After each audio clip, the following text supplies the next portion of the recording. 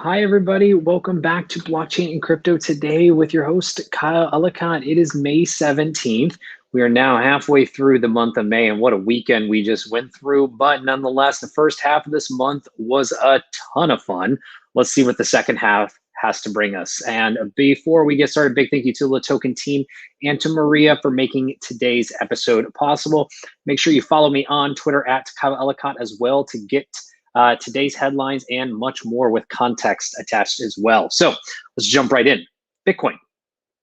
It's a rough weekend for a number of reasons, but Bitcoin itself, we saw go down over 20%, some odd number around there over the weekend due to a number of factors, including Elon Musk's continued conversation from his recent tweets about Tesla not accepting Bitcoin, and then potentially now there's a discussion about them maybe selling some of those holdings after he said they had not. It became a whole thing over the weekend. If you didn't get a chance to enjoy crypto Twitter, take a look. I'm sure you can find tons of tweets out there. I'll be sure to share some as well. But with that, it sent digital currencies all over the map throughout the weekend. But nonetheless, some big things happened this morning. Per Blockworks, breaking news this morning, Sony has filed patents for service that would accept in-game Bitcoin payments. Big news. Now, we know Microsoft has been working on something similar with Xbox and being able to get game publishers paid in addition. So leveraging blockchain, but also bringing in the digital currency payment process as well. So something to stay tuned for there. Next up, Bank of America, B of A. The second largest bank here in the United States has now joined Paxos Settlement Service, a network created by Paxos Trust to settle stock trades in minutes rather than days using blockchain. This is another big sign of user adoption and Wall Street's adoption into the power of blockchain technology as well. Now, Bank of America is not alone in this process. They also joined Credit Suisse, along with a number of other major credit and banking institutions as well on that settlement service.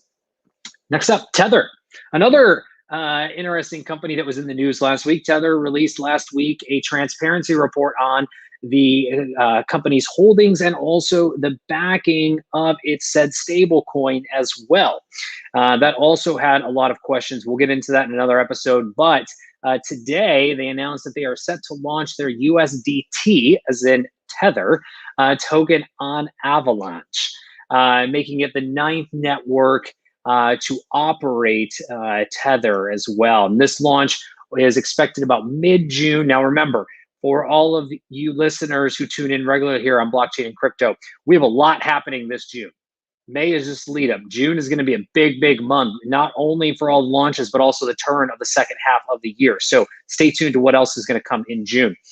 With that, Tether's CTO also mentioned that once this launch happens in June, the stablecoin itself would work on 9 total blockchains. So Algorand, Avalanche, Bitcoin Cash's Simple Ledger Protocol, Ethereum, EOS, Liquid Network, Omni, Tron, and Solana for those paying attention and keeping track at home.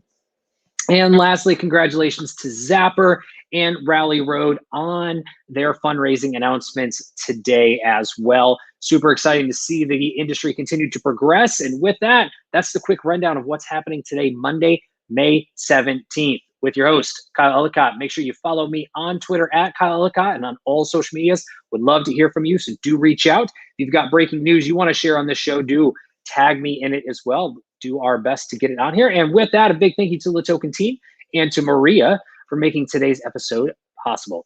See you in just a few minutes on VCTV at latoken.com. Everyone have a wonderful day.